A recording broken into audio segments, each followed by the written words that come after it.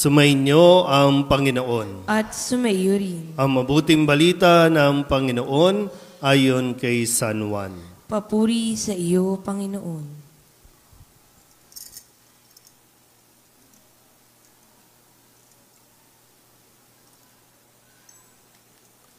Kinagabihan ng linggo ding iyon, ang mga alagad ay nagkakatipon.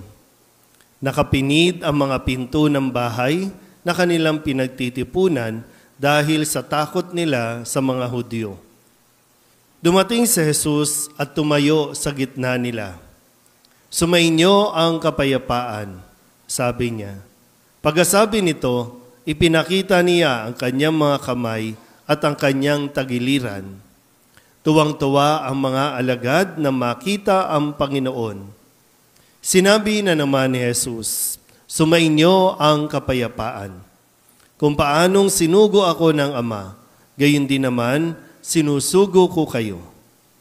Pagkatapos, sila'y hiningahan niya at sinabi, tanggapin ninyo ang Espiritu Santo.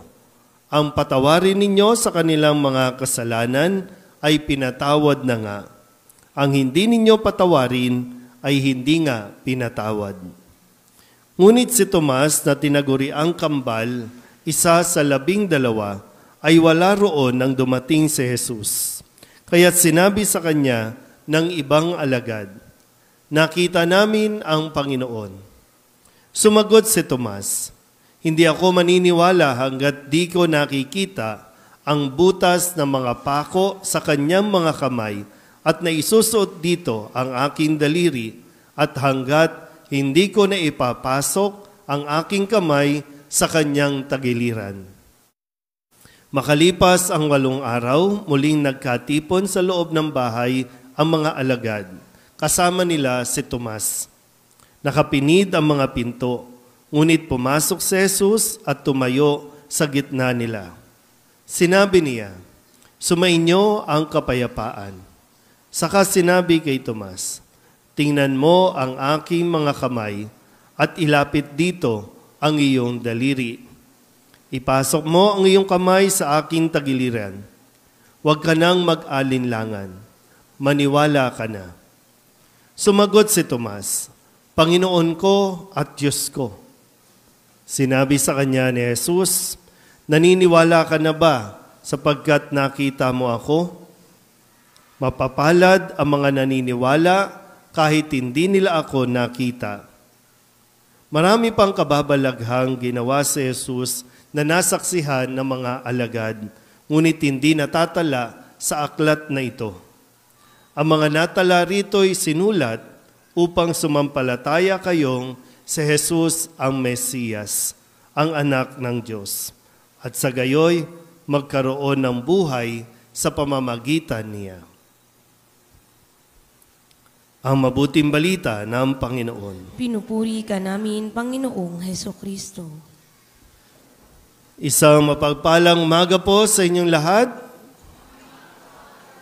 Tayo po ay nasa 2 linggo ng Pasko ng Muling Pagkabuhay at ito po ay itinalaga din ng ating dating Santo Papa na ngayon ay santo na, no? Si St. John Paul II na ipagdiwang ng buong simbahan ang kapistahan ng Linggo ng Banal na Awa.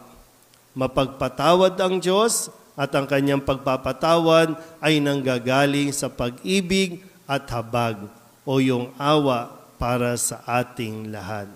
Sabihin niyo nga po sa katabi ninyo, kinahabagan ka ng Diyos.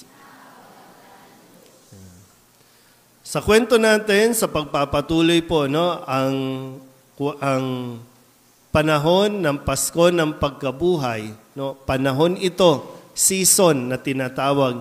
Hindi lang ito kapistahan ngayon o isang araw katulad ng mga ipinagdiriwang natin. So may panahon tayo ng Kwaresma, ngayon naman ay panahon ng Pasko ng Muling Pagkabuhay, season. So hindi lang isang linggo, kundi may mga susunod pang mga linggo bago po ang pag-akyat ni Jesus sa langit. At yung doon, no? Saka tayo papasok sa panibagong panahon na babalik tayo sa mga ordinaryong panahon. O ngayon po, nandun tayo sa diwa ng Pasko ng muling pagkabuhay.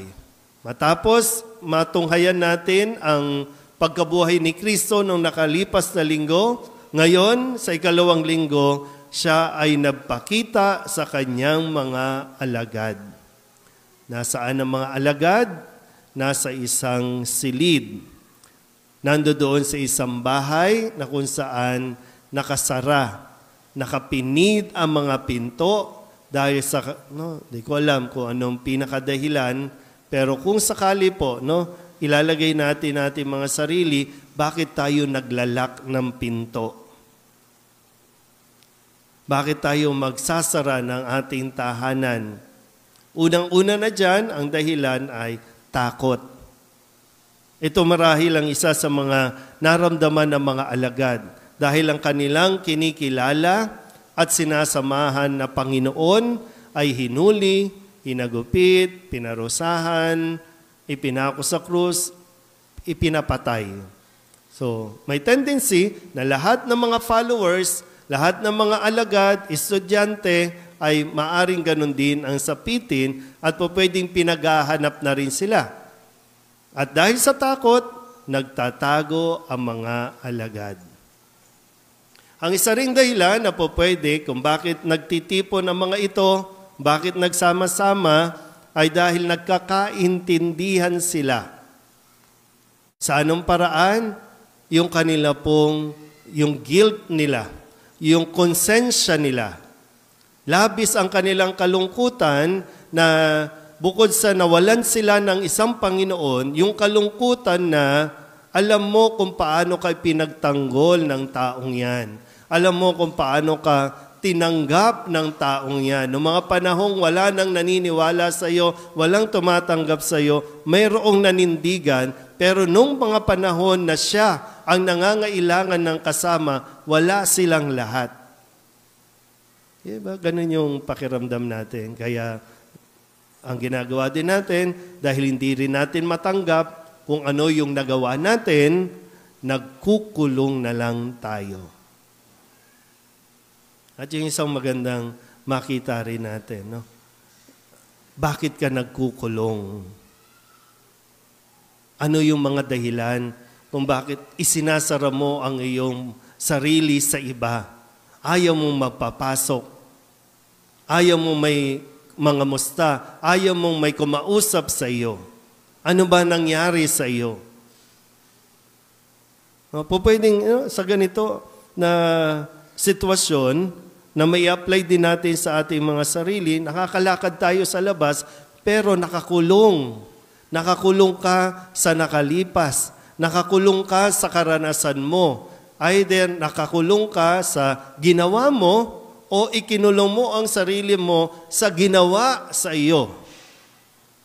Lalo na yung mga masasakit po, yung mga nakakalungkot na pangyayari, yung mga disappointment. Yan. Kaya ang isang indicator po kapag ang isang tao nakakulong, yung lang po, hindi naman yung nakakulong sa rehas, pero naiintindihan niyo ba yung sinasabi ko, Ang isang tao na nakakulong ang kanyang sarili, yung emosyon niya, may mga nasosuppress na emotion na hindi mailabas-labas, malungkot ang buhay. Tingnan niyo nga yung mga katabi ninyo, yung mga mukha, malungkot ba?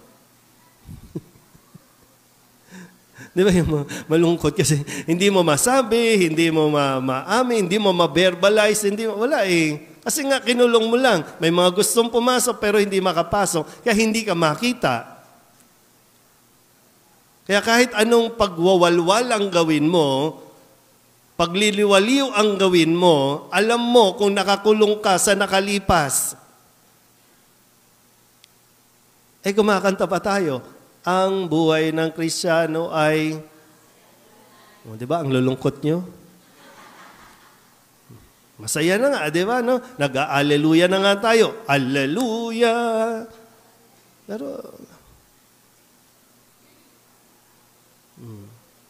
Pero ito po yung kagandahan no, ng Pasko ng Pagkabuhay na makita mo nawa. Ikinulong nila ang kanilang sarili. Pero anong ginawa ni Jesus? Lumitaw sa gitna nila. Nagpakita si Jesus sa kanila. Kaya sabi ko, ano ba yung mga dahilan ng mga alagad?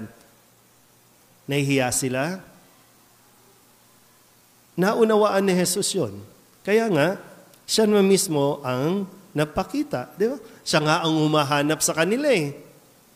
Nagtago sila lahat, di ba? Nagtakbuhan sila eh. Pero nung mabuhay si Jesus, hinanap ni Jesus ang mga alagad na ito.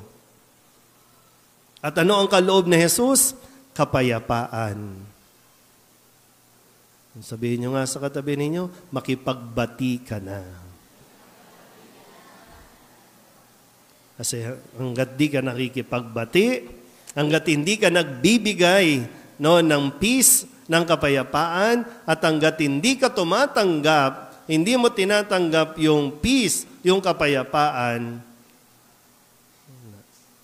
papangit ka. Nakakatiyak ako dyan. Papangit ang mukha mo, papangit din ang ugali mo. May pangit ba sa tabi nyo? Nakakapangit po ang kalungkutan. Nakakapangit yan. Lungkot na dala ng mga nakalipas. Nangyari na yun eh. Tapos na yun. Meron tayong hinaharap. Mayroon nga tayong kasalukuyan eh. Kaya lang, ang hilig natin mabuhay sa nakaraan. Sabi ni Jesus, sumainyo ang kapayapaan. Peace na tayo. Di ba? Peace na tayo. Yung taong nasaktan, ito yung nagbigay pa ng kapayapaan para mapalaya niya itong mga taong namumuhay sa kanilang kalungkutan, namumuhay sa kahihiyan, namumuhay sa pagsisisi.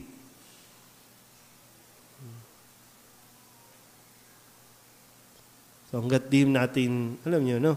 Kaya nga, hanggat hindi natin tinatanggap ang kapayapaan na ibinibigay ni Jesus, tandaan niyo po ito ha, hanggat di natin tinatanggap ang kapayapaan na nanggagaling kay Jesus, iinit pa ng todo ang panahon natin.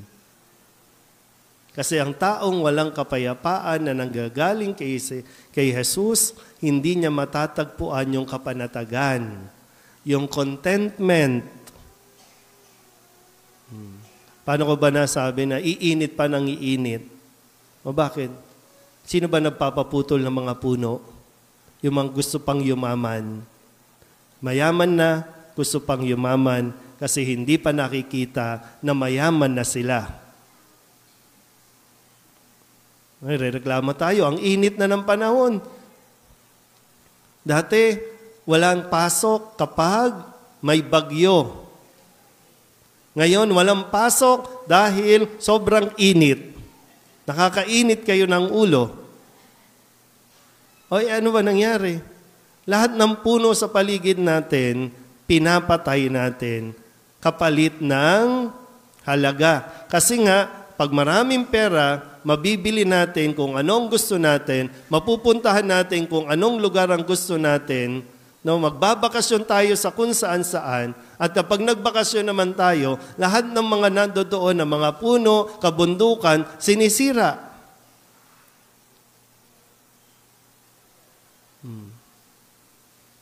Sino mga lumaki dito sa Kamba? Wala na? Ano, lahat kayo migrante? Di ba? O, sinong lumaki dito sa Manila? Ayan, marami tayo. Di ba ang daming puno dati? Ito nga lang, di ba? Mapapansin mo, yung Luneta, yung may mapa. Di ba may mapang malaki dyan sa Luneta? Di ba ang daming puno dyan? O ngayon wala na. Di ba umakit ka pa, tapos pipicturean mo pa yung mapa, di ba? Ano? Ay, hindi yung mapa yung pinupundo. Yung mga puno, wala na. Tapos, ang init, Father, ang init. nakakatiyak ako, walang kapayapaan ang mga taong sumisira ng kalikasan.